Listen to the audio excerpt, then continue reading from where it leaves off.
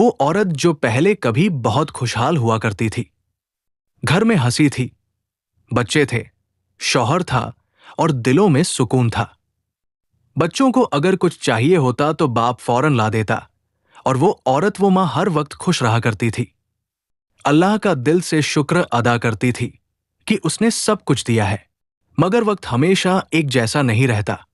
एक दिन उसका शौहर अचानक चल बसा। बस वहीं से उसकी जिंदगी का सुकून जैसे खत्म हो गया। शौहर के गुजर जाने के बाद कुछ वक्त तक उसने गुजारा कर लिया। जो थोड़ी बहुत जमा पूंजी थी उसी से बच्चों का पेट भरती रही। मगर जब वो पैसे भी खत्म हो गए तो जिंदगी की असली मुश्किलें शुरू हुई। अब ना कहीं से आमदनी थी ना सहारा। वो औरत कभी माँ बाप के दरवाजे पर जाती, कभी भाइयों से मदद की उम्मीद करती और कभी सासुर से कुछ पाने की आस में झुकी हुई खड़ी हो जाती। मगर हर बार जवाब एक ही मिलता, हमारे पास भी कुछ नहीं है। अब हालात ऐसे हो गए थे कि किसी के घर बर्तन धोना, फर्श साफ करना, कपड़े मसलना, यही सब करके वो बच्चों के लिए 2 वक्त की रोटी जुटाती। मगर दोस्तों, सिर्फ रोटी से तो जिंदगी नहीं चलती। अब उसके दोनों बच्चे बहुत छोटे थे। एक मुश्किल से 2 साल का और दूसरा तो सिर्फ कुछ महीने का। उन्हें तो अब दूध चाहिए था। उन मासूम बच्चों को क्या पता था कि उनकी मां किन हालात से गुजर रही है। उन्हें बस अपनी भूख का एहसास था। वो छोटा बच्चा दिन भर दूध के लिए तड़पता, बिलखता, रोता और मां के सीने में जैसे तीर चल जाते। मगर अब मां क्या करती? ना घर में पैसे थे, ना दूध का कोई जरिया। वो औरत हर दिन ये सोचते सोचते टूटती जा रही थी कि आखिर अब करे तो क्या करे। पैसे जो बचाए थे वो धीरे धीरे खत्म हो गए। अब जो भी जमा पूंजी थी उसी से बच्चों का गुजारा कर रही थी। कभी 2 वक्त का खाना मिल जाता, कभी नहीं। मगर अब दूध भी चाहिए था। वो छोटा सा बच्चा बार बार मां की गोद में बिलखता। उसके होंठ सूखते और आंखों से बस एक ही सवाल पूछते, मां दूध कहाँ है? अब वो औरत और टूटने लगी। कभी किसी दरवाजे पर जाती, बच्चों के लिए थोड़ा दूध मिल जाता क्या? कभी किसी पुराने रिश्तेदार को फोन करती, कुछ पैसे उधार दे दो, बच्चों के लिए दूध लेना है। मगर हर जगह से मायूसी मिलती। जवाब मिलता, हम भी परेशान हैं, माफ करो। एक मां जो अपने बच्चे की तड़प नहीं देख सकती, वो क्या करे? एक दिन उसने पास के मोहल्ले में एक पड़ोसन से बात की। उस औरत ने बताया, यहां एक आदमी है जो दूध देता है उधार पर, मगर उसकी कुछ शर्तें होती है। वो औरत चौंकी, क्या मतलब शर्तें? पड़ोसन ने कहा, ज्यादा तो नहीं जानती मगर वो सीधे साधे लोगों को दूध नहीं देता। पहले कुछ देखता परखता है और फिर बात आगे बढ़ाता है। उस दिन वो औरत खामोश रही, मगर उसके दिल में पड़ोसन की बात जैसे गूंजती रही। उसे लगा शायद यही आखिरी रास्ता है। बच्चे दूध के बिना तड़प रहे थे और मां मजबूरी के उस मोड़ पर खड़ी थी जहां इज्जत, गरीबी और ममता तीनों एक साथ टकरा रही थी। अगली सुबह वो औरत अपने छोटे छोटे बच्चों को घर पर सुलाकर धीरे धीरे उस दूध वाले की तरफ चल पड़ी। रास्ते भर वो बस यही सोचती रही, क्या वो वाकई मुझे दूध दे देगा? क्या सच में मेरे बच्चों को राहत मिलेगी? उसका दिल धड़क रहा था, कदम लड़खड़ा रहे थे, मगर मजबूरी की ठोकरों ने उसे अब रुकने नहीं दिया। वो जब उस आदमी की डेयरी के पास पहुंची तो वो दूध वाला बाहर ही बैठा था। उसने धीमे लहजे में कहा, भाई साहब, मेरे पास पैसे नहीं हैं, बच्चे भूखे हैं, दूध नहीं पिया कई दिन से। अगर आप थोड़ा दूध दे दें, मैं महीने के अंत तक पैसे लौटा दूंगी। दूध वाला चुप रहा। उसने नीचे से ऊपर तक इस औरत को देखा, फिर हंसा, पैसे नहीं है और दूध चाहिए। वैसे ही औरत ने इत्तेजा की, मेरे बच्चे भूख से तड़पते हैं, खुदा के वास्ते। वो उठा और बोला, देखो, मैं किसी को यूं ही दूध नहीं देता, पहले मुझे तसल्ली करनी होती है। तसल्ली? औरत का दिल दहल गया। क्या मतलब तसल्ली? वो करीब आकर बोला, मेरी कुछ शर्तें हैं, अगर मानोगी तो दूध मिलेगा, वरना दरवाजा खुला है। औरत खामोश हो गई। कौन सी शर्तें? वो मुस्कुरा कर बोला, मैं तुझे देखना चाहता हूं। ये जानना चाहता हूं कि तेरे जिस्म पर कोई दाग धब्बा तो नहीं, कोई चोट या निशान तो नहीं, साफ सुथरी हो। हां, तो दूध भी साफ मिलेगा। यह सुनकर औरत के पैरों तले जमीन निकल गई। क्या कह रहे हो तुम? वो हंसा। सोच लो। और हां, वक्त ज्यादा नहीं है, तुम्हारे बच्चे रो रहे होंगे ना। उस वक्त उस औरत के दिल में जैसे किसी ने आग भर दी हो। उसने उस आदमी की आंखों में देखा। क्या वाकई एक मां को अपने बच्चों का पेट भरने के लिए इतना गिर जाना होगा? उसने अपने आंसू रोकते हुए कहा, मैं अपने बच्चों की भूख से तड़पती सिसकियां तो सह लूंगी, मगर अपनी इज्जत नहीं दूंगी। दूध वाला झल्ला गया। अरे, औरत बहुत आई है तेरे जैसी। बाद में फिर रोती है कि बच्चे मर रहे हैं। सोच ले, मैं मजबूर नहीं कर रहा। उस औरत ने कांपते हुए कहा, नहीं, मैं ऐसा नहीं कर सकती। और वो पलट कर चल दी। घर की तरफ जाते वक्त उसके कदम भारी थे। दिल में एक तूफान था।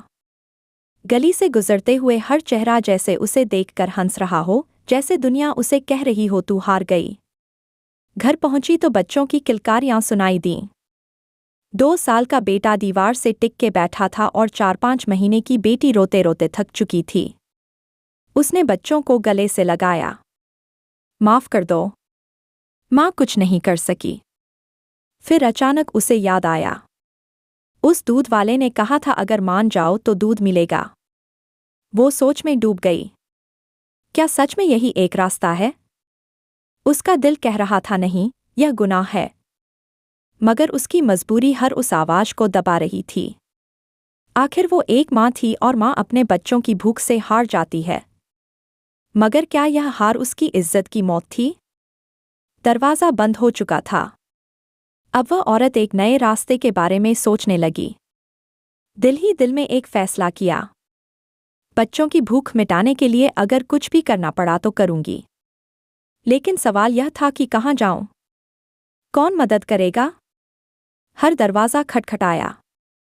हर रिश्ते की चौखट पर सर झुकाया। कहीं से कुछ नहीं मिला। अचानक पड़ोसन की कही एक बात याद आई। एक आदमी है, दूध देता है, बस थोड़ी सी शर्तें रखता है। उसके दिल में एक आखिरी उम्मीद जगी। शायद अब यही एक रास्ता बचा है। फौरन अपने पड़ोसन के पास गई और कहा, बाजी, वो दूध वाला कहाँ मिलेगा जो उधार पर दूध देता है? मेरे बच्चों के लिए लेना है, बहुत जरूरत है। पड़ोसन ने ठंडी सांस लेते हुए दुकान का पता, नाम, सब कुछ बता दिया। मगर साथ में एक बात और कह दी, देख बहन, वो आदमी थोड़ा अजीब है। उसकी कुछ शर्तें होती हैं जो हर कोई पूरी नहीं कर पाता।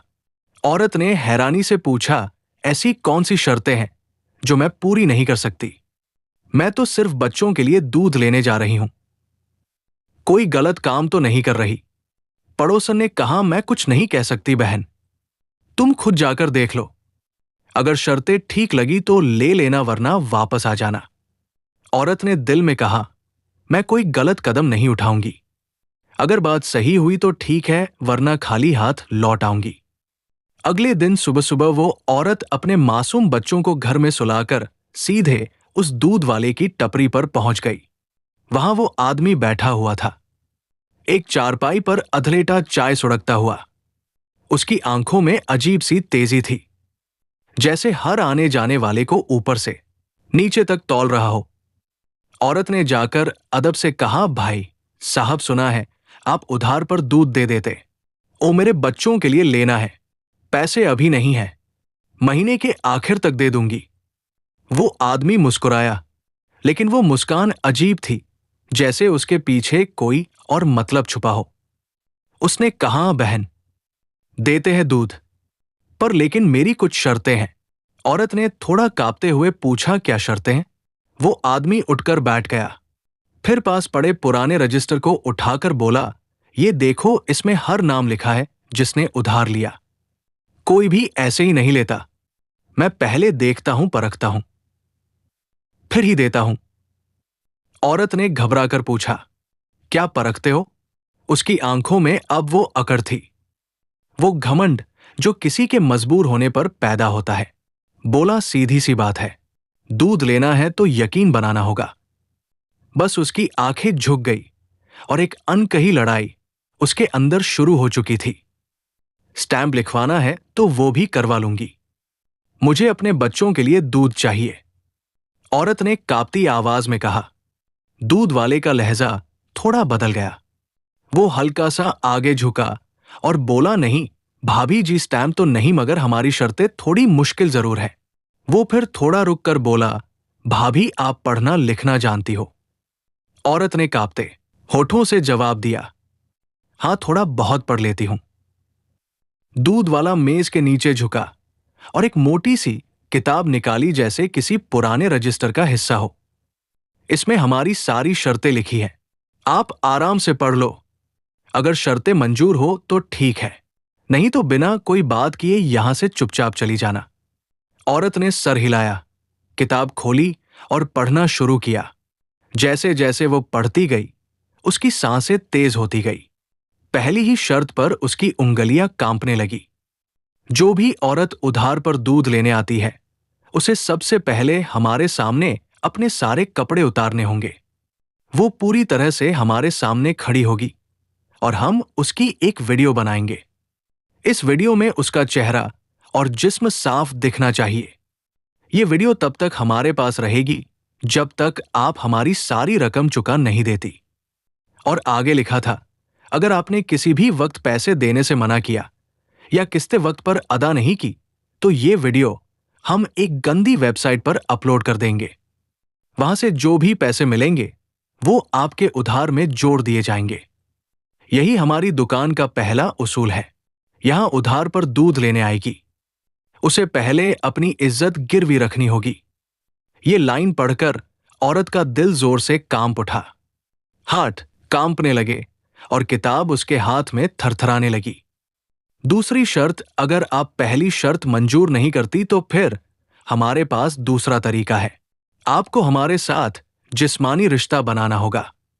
जब भी हम कॉल करें, जब भी हम बुलाएं, आपको फौरन आना होगा और ये मुलाकात एक बार की नहीं होगी। ये सिलसिला तब तक चलेगा जब तक आपकी सारी किश्तें पूरी ना हो जाए।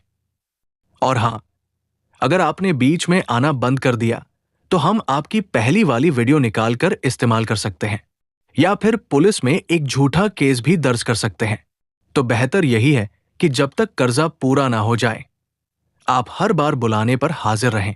एक स्टैंप देना होगा। इस स्टैंप में साफ तौर पर लिखा जाएगा कि आप जिस मकान में रहती हैं, अगर वो मकान आपके नाम है तो हमें पूरा हक हासिल होगा कि अगर आप किश्ते वक्त पर अदा ना कर सकें तो हम वो मकान अपने नाम करवाकर बेच दें और अपनी रकम वसूल कर लें। ये स्टैंप कानूनी होगा और अगर आप बाद में इनकार भी करें तो हम आपके दस्तखत दिखाकर मकान बेच सकते हैं। ये शर्त सिर्फ एक औरत के लिए नहीं थी। ये तीनों शर्तें दुकान की पक्की पॉलिसी थी और जो भी औरत उधार पर दूध लेने आती थी उसे इन्हीं शर्तों से गुजरना पड़ता था। औरत ने थकी हुई आंखों से सारी शर्तें पढ़ ली। उसके हाथ में किताब कांप रही थी। अगर दिल में एक बात साफ थी, पहली और दूसरी शर्त तो वो कभी भी नहीं मान सकती थी, क्योंकि वो एक इज्जतदार औरत थी। उसने दिल में कहा, चलो अगर मकान वाली बात हो तो शायद सोच लेती, मगर फिर याद आया मेरे पास तो कोई अपना मकान है ही नहीं। मैं तो किराए के घर में रहती हूं और किराए के मकान का कोई स्टैंप नहीं बनता। ये सोचकर उसने वो किताब बंद की, खामोशी से दुकानदार की मेज पर रख दी, कुछ कहे बिना पलटकर वहां से निकल गई। दिल बोझिल था, आंखें भीगी हुई थी, कदम कांप रहे थे। जिस दुकान से वो उम्मीद लेकर गई थी, वहां से बेइज्जती, डर और शर्मिंदगी लेकर लौट रही थी। और तभी उस दुकानदार के दिल में एक ख्याल आया, ये औरत किसी गलत काम के लिए तैयार नहीं है, बस मजबूरी से लड़ रही है। अगर मैं मदद ना करूं तो शायद ये औरत टूट जाएगी। उसने नरमी से औरत को आवाज दी, बहन जी अगर आपको दूध लेना है तो मेरी डेयरी से ले सकती है। औरत ने फौरन जवाब दिया, भाई मेरे पास पैसे नहीं हैं, मैं किसी से उधार मांगने गई थी। दूध वाला मुस्कुराकर बोला, पैसे बाद में दे देना, कोई जल्दी नहीं है। बच्चों का पेट तो भरना चाहिए ना। ये सुनकर औरत का दिल कांप गया। उसके जहन में तुरंत वो पहला डेयरी वाला आ गया और उसकी घटिया शर्तें। उसने कांपती आवाज में कहा, भाई मैं वो शर्तें नहीं मान सकती।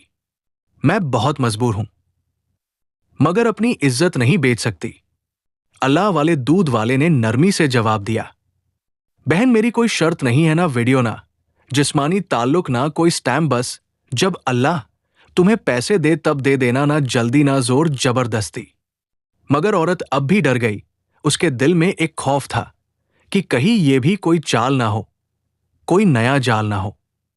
उसने थरथराती आवाज में कहा, नहीं भाई, मुझे कुछ नहीं चाहिए, शुक्रिया। दूध वाले ने उसकी हालत देख ली थी, कहने लगा, बहन मैं रोजे की हालत में हूं, झूठ नहीं बोल सकता, मैं तुम्हें धोखा नहीं दूंगा, ना कोई गंदी नियत है, बस अल्लाह के लिए मदद करना चाहता हूं। मगर औरत ना रुकी, ना कुछ बोली, बस तेज कदमों से वापस घर चली गई। अल्लाह वाले दूध वाले ने दूर से उसे जाते देखा। वो समझ गया ये औरत शरीफा है और अब किसी पर भी एतबार करने की हालत में नहीं है। वो अल्लाह वाला दुकानदार कुछ देर अपनी दुकान के बाहर खड़ा रहा। उसका दिल बेचैन था, जैसे कोई अंदर से आवाज दे रहा हो। वो धीरे धीरे उसके पीछे चल पड़ा, ना आवाज दी ना खुद को जाहिर किया। बस इतना चाहता था कि देखे ये औरत कहाँ रहती है, ताकि मैं इसकी मदद किसी को बताए बिना कर सकूं। रास्ते में उसने सिर्फ एक दुआ मांगी, या अल्लाह अगर मेरी नीयत खालिस है तो मुझे इस औरत का बोझ बांटने की तौफीक दे। ऐसी मदद जो इज्जत के साथ हो, ऐसी मदद जो जुबान से नहीं दिल से दी जाए। जब उसने उस औरत का घर देख लिया तो वापस चला गया। और फिर शाम को वो अल्लाह वाला दुकानदार एक बार फिर आया, किसी से कुछ कहे बगैर दूध के पैसे एक लिफाफे में डाले, और वो लिफाफा उस औरत के दरवाजे के नीचे चुपचाप सरका दिया। ना नाम लिखा, ना पहचान, कोई निशानी नहीं छोड़ी, बस अल्लाह की रजा के लिए एक नेकी कर गया। वो औरत रात को खामोशी से जाए नमाज बिछाकर बैठ गई। दिल की हालत अजीब थी, आंखें नम, जुबान पर कोई लफ्ज नहीं, बस दिल से एक आ उठ रही थी। फिर वो अल्लाह के सामने झुक गई और रोते हुए गिड़गिड़ाकर दुआ करने लगी, ए मेरे अल्लाह, ए मेरे मालिक, तू ही जानता है मैं किस हाल में हूं। मैं कब किसी के सामने रोई, कब किसी से सवाल किया, बस तेरे ही दर पर आई हूं। तू सब देख रहा है ना, मेरे बच्चों की जिद भी, मेरी खामोशी पे और मेरे खाली हाथ पे। हे अल्लाह, मैं जानती हूं तू हर चीज पर कादिर है। तू चाहे तो अंधेरी रात में भी रोशनी दे दे, तू चाहे तो बंद दरवाजों को खोल दे, तू चाहे तो बेआस को भी आस दे सकता है। वो औरत रोती गई, दुआएं मांगती गई, और फिर इबादत करते करते उसे नींद आ गई। सुबह जब वो उठी तो रोजमर्रा के कामकाज के लिए सहन में आई, लेकिन जैसे ही सहन में नजर पड़ी उसके कदम वहीं रुक गए। आंखें हैरत से फैल गई, दिल तेजी से धड़कने लगा। सामने जमीन पर एक लिफाफा पड़ा था, उसमें नोटों की गड्डी थी।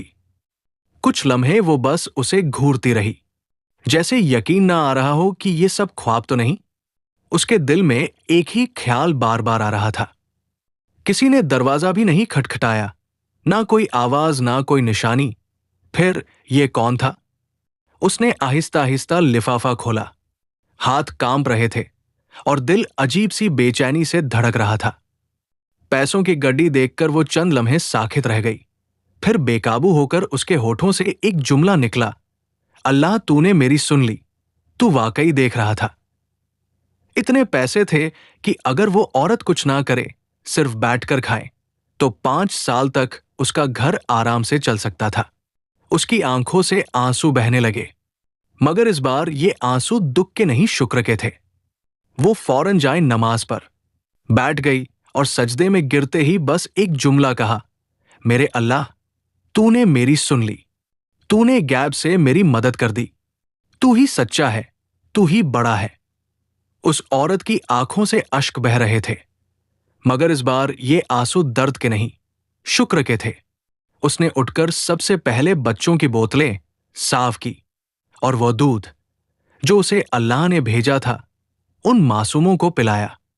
छोटा बेटा जो कई दिनों से बस पानी पर पल रहा था, आज उसका पेट भरा। वो औरत खुद कुछ नहीं खा पाई, मगर बच्चों को सुकून से सोते देख उसका दिल चैन से भर गया। वो सोचने लगी, अगर मैंने अल्लाह पर भरोसा न किया होता, अगर मैं भी दुनिया की बातों में आ जाती, तो शायद आज मेरी आंखों में ये सुकून न होता। उसने अपने दिल से दुआ की, या रब, तूने मेरे बच्चों की भूख देखी, मेरी मजबूरी देखी और मुझे किसी के सामने झुकने से बचा लिया। मुझे हमेशा अपने भरोसे पर कायम रख। अब वो औरत रोज उस दरवाजे को देखती थी जहां से अल्लाह ने उसके लिए रहमत भेजी थी, और हर बार उसकी आंखों में वो आंसू उतर आते जो एक मां की दुआओं का जवाब होते हैं। ठुकरा देती है, बस तू हमें थाम लेना अल्लाह, और हमारे दिलों में ये यकीन हमेशा जिंदा रखना कि तेरे तजाने कभी तत्म नहीं होते और तेरा दर कभी बंद नहीं होता। ए रब्बुल आलमीन, जो औरतें और मर्द इज्जत के साथ जीना चाहते हैं, लेकिन मजबूरी हर मोड़ पर उनका रास्ता काटती है, तू उनकी मदद फरमा, उनके लिए गैबी रास्ते खोल दे और उन्हें कभी उनके जमीर के खिलाफ कोई कदम उठाने की नौबत न दे।